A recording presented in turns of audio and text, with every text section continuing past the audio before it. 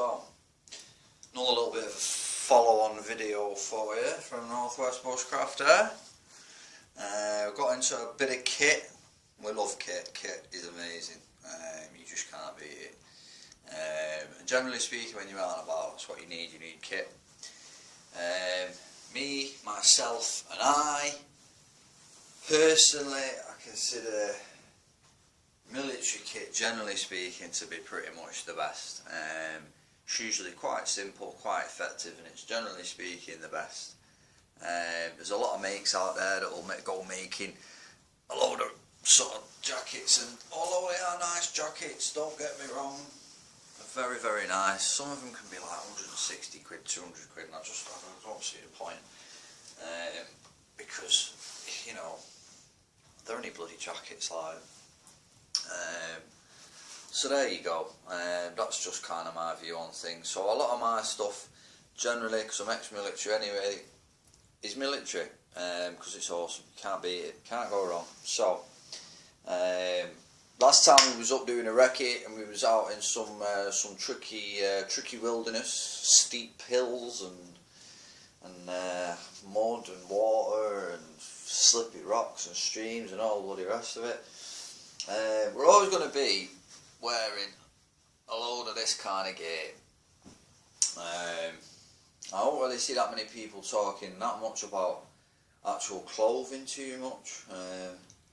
Everyone seems to concentrate on sort of most other types of gear in general. So I thought I'd give you a little bit of an idea about what I do and the way I do it. So first of all, we've got over here Soldier 95, and they're ripstop windproof trousers, and they're awesome, and I'll wear them straight over me thermals if I need to.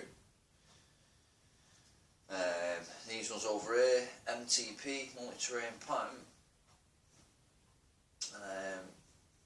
They are, material is slightly different. It is ever so slightly lighter. It's not ripstop. It's slightly more sort of tropical orientated in terms of the material. But they are still pretty decent, unless it's sort of really sort of cold. Generally speaking, they're going to be absolutely fine. And again,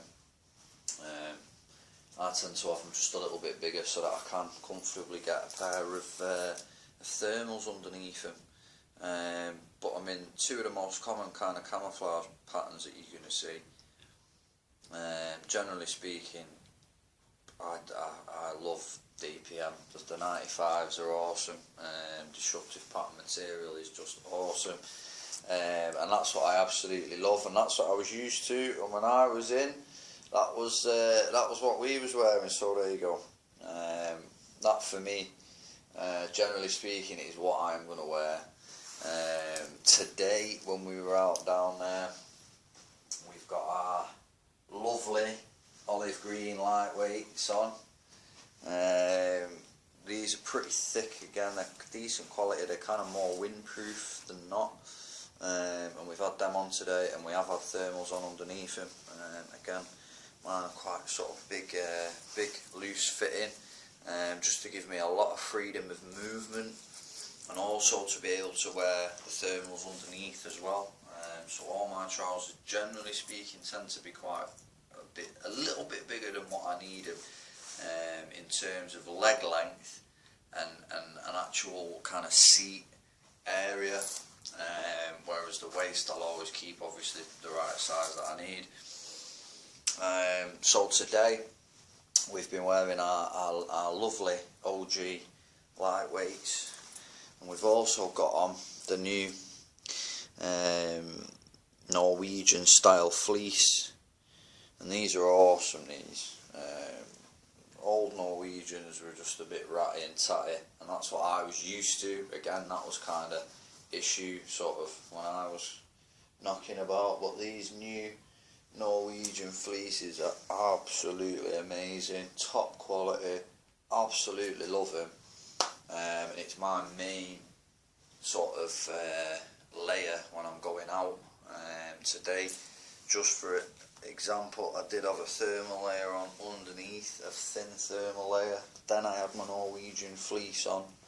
The thermal layer underneath was short sleeve. The Norwegian fleece is slightly loosely fitting, and it's long sleeve, and that's kept me nice and warm. And actually today I've actually worn two jackets in combination because it is pretty chilly today.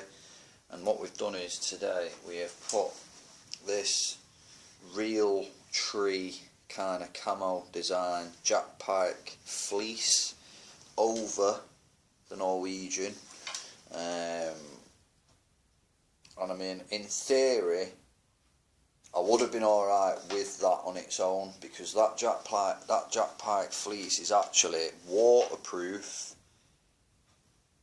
windproof and breathable, and it's just a normal zip up kind of jacket style, no hood, just a high collar on it, but literally top quality stuff. I've had this for a few years now.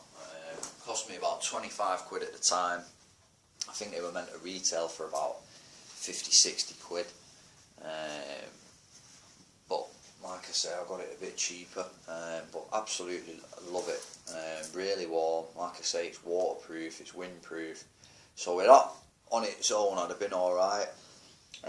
Just for the purposes of today, and just to make sure I was as comfortable as I wanted to be, I did actually have this over the top as well, and this is more like US Army DPM or US Army Woodland, depending on what you want to call it. But this one here is actually, it's like a throw over top, so it's literally, it's got a hood, it's got the net that opens up nice and wide for you. It's got this pocket at the front, which is like a fully kind of all the way through pocket, which goes to the other side, and then you've also got this big kind of dumping pocket in the front as well. And it's one of the reasons why I absolutely love this coat, especially for kind of recce's and stuff like that. It's literally the ideal pullover sort of jacket, and that's windproof, and it's actually very, very thin and pretty light, and it is designed to be worn as an over the top windproof layer, and obviously that is what I kind of use it for, so that's what we've had on today, and that has done us well. But also something that I do have and that I do use quite a lot is this. That's me 95 windproof smock. Now I absolutely love this. This is a proper bit of kit, this. It's got a hood that stows away with that little sort of button fastener. So the hood is kind of stowed away there into a kind of collar. And you have got 4 massive main pockets on there. Big deep pockets. And on top of that, you've also got these little side inlets. Now these side inlets have got like a pen pocket thing, and they've also got a really, really big netted pocket in there.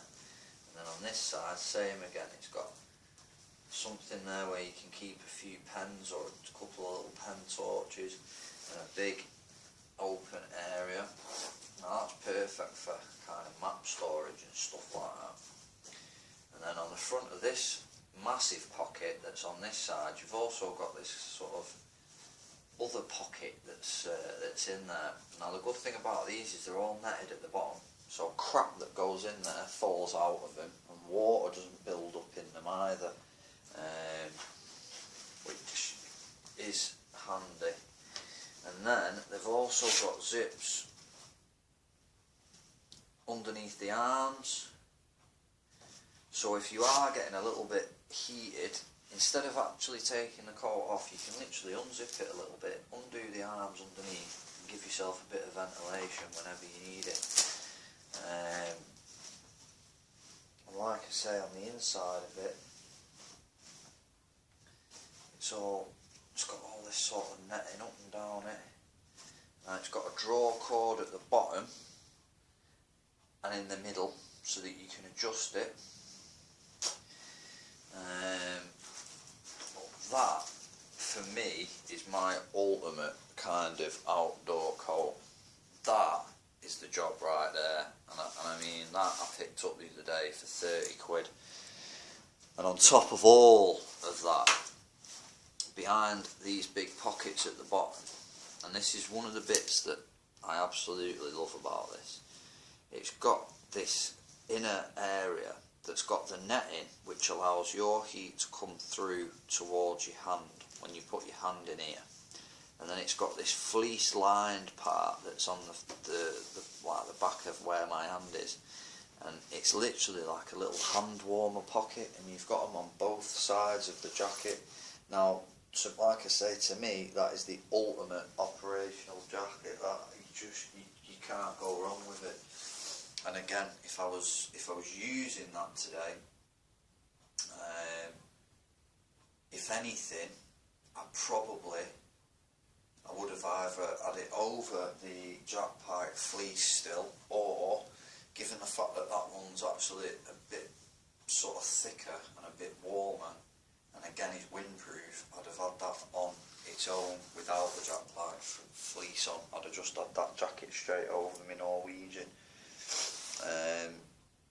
So there you go, between a few items of kit there, which is all military bar the jack pike fleece, which is a kind of civilian, more in the lines of a hunting jacket if anything, and it is something that I got when I was doing a bit of hunting. That's kind of why I got it. But there you go, they're all cracking bits of kit, and they're all pretty cheap. This jacket, although like I say, I think is top notch, literally, it was 30 quid, and it even comes with a rank slide on the front so that I can put my old rank on there, and there you go. These ones here, most places you can get new condition stuff like this for usually 15-20 quid a pair. In some cases £15 a pair, and then obviously if they're not in sort of amazing condition, you can probably pick them up for £5, £10 a pair. So they're all extremely cheap. But I mean, my lightweights, my OG lightweights, they were a tenner. The 95s when I got them were about 15, and the MTP trousers, they were 15 as well. So again, it's all sort of pretty cheap stuff, but amazing stuff nonetheless. So there you go. Generally speaking, that's my op clothing when I'm out and about. So on that note, I shall leave you with that. I hope it's been informative. Northwest Bushcrafter, over and out.